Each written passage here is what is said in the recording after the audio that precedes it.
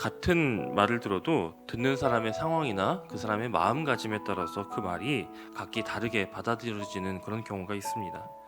상처가 많고 자존감이 낮은 사람은 평범한 말을 듣고도 저 사람이 왜 지금 나에게 저런 말을 하지? 저렇게 말하는 그 저희가 뭐지? 그렇게 의심하는 경우들이 있습니다. 반면에 사랑에 빠진 사람은 정반대의 경우이죠. 누군가를 사랑하게 되면 그 사람의 아주 사소한 말 한마디도 나를 향한 사랑의 고백처럼 들리는 것입니다. 밥 먹었냐? 라고 물어보면 나를 사랑해서 물어보나 보다. 시간 있냐? 라고 물어보면 그 역시도 나를 사랑해서 그렇게 물어보나 보다. 심지어는 싫다라고 하는 말도 사랑한다 라고 하는 의미로 받아들이기까지 합니다. 마찬가지로 하나의 말씀도 각각의 삶의 정황 속에서 다르게 들리기도 합니다.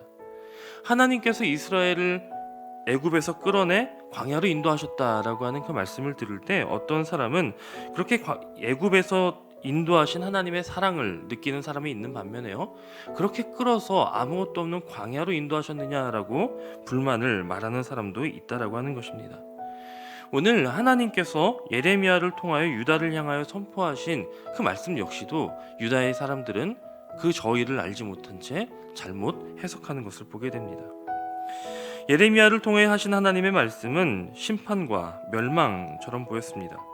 그리고 오늘 본문 속에서 하나님은 예레미야에게 지금껏 약 23년 동안 그가 예언했던 이 유다와 열방들을 향하여 선포했던 그 말씀들을 다 모아서 두루마리 책에 기록하라, 그렇게 말씀하십니다. 그렇게 기록된 말씀인 예레미야서를 우리가 지금 읽어가고 있는데요, 여러분은 지금 이 하나님의 메시지, 하나님의 이 말씀을 들으시면서 읽으시면서 어떠한 느낌을 받으시고 또 그 안에 담긴 하나님의 마음은 무엇이라고 생각하시는지요? 하나님의 징계를 받아서 나라가 멸망할 것이다. 그리고 그 나라를 멸망시키는 바벨론에 항복하고 다 포로로 끌려가야 그래야 살아남을 수 있다라고 하는 예레미야의 예언은요, 당시 이스라엘 동족들에게 쉽사리 받아들여지지 않았습니다. 이 백성을 향하신 하나님의 노여움과 분이 크시다라고 하는 그 말씀이 저주와 같고 또 심판과 같았기 때문에 이스라엘 사람들은 예레미야를 통한 하나님의 말씀을 불편하게 받아들였고 두렵게 받아들였고, 그래서 그 말씀을 거절하고 그 말씀을 예언하는 예레미야를 향하여 비난하고 책망하고 그를 처벌하는 그런 일들을 했습니다. 그래서 예레미야는 감옥에 갇히기도 하고 또 생명의 위협을 받기도 해야 했습니다. 하지만 이처럼 예레미야를 통해 선포된 하나님의 말씀은 실상 무서운 경고와 심판의 말씀이 아니라 혹시라도 그 말씀을 듣고 그들이 여호와 앞에 다시 기도하는 백성이 되고 그 무서운 징계의 예언을 듣고 그들의 악한 길에서 돌이켜 그 악한 길을 떠나 다시 하나님께로 돌아올지도 모른다라고 하는 하나님의 기대가 담긴 그런 말씀이었던 것입니다. 돌아오라, 듣고 돌아오라, 돌아와서 다시 나의 사랑을 받는 백성이 되라.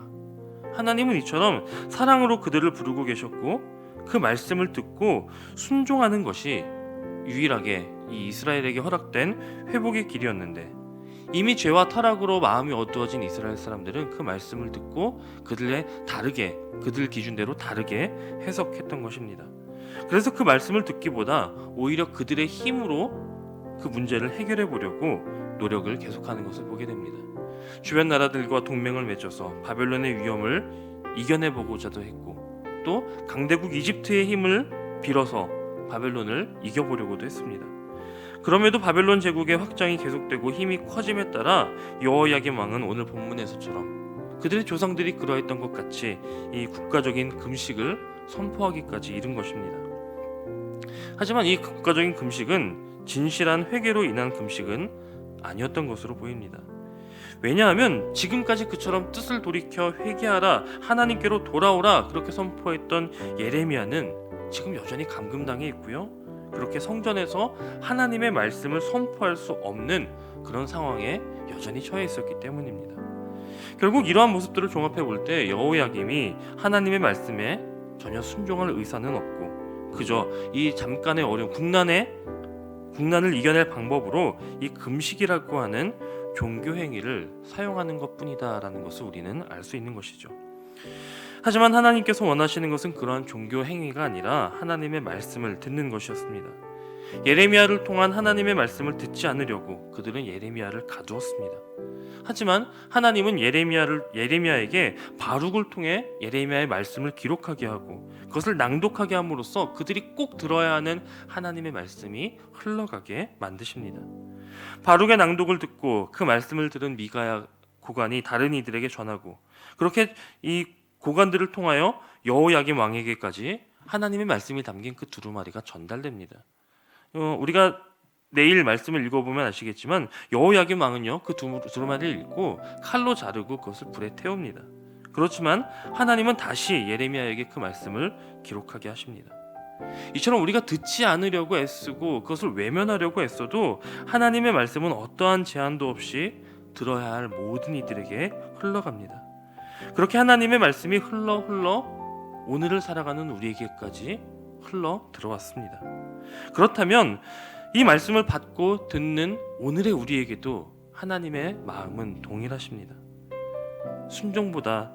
순종이 제사보다 낫고 듣는 것이 순양의 기름보다 낫다고 말씀하신 하나님은 오늘 우리에게 무엇을 기대하실까요? 우리가 가진 그 무엇을 드리는 것도 참 소중하고요. 또 우리가 할 수 있는 어떠한 행동을 하는 것도 참 소중합니다. 하지만 그 전에 우리가 먼저 해야 할 일은 우리가 앞서 고백했던 찬송가처럼 우리의 마음을 열고 하나님의 사랑을 받아들이는 것입니다. 그 하나님의 사랑의 말씀을 듣고 우리를 향하신 하나님의 마음을 헤아리고 그 말씀을 우리의 마음 가운데 새기고 그 말씀대로 살아가는 것이 우리의 삶에 중요한 것입니다. 오늘 이 시간 우리에게 이 예레미야서를 통하여 들려주시는 그 하나님의 말씀에 귀 기울이며 그 음성을 따라 주님의 사랑 가운데 거하시는 저와 여러분이 되시기를 간절히 소원합니다. 함께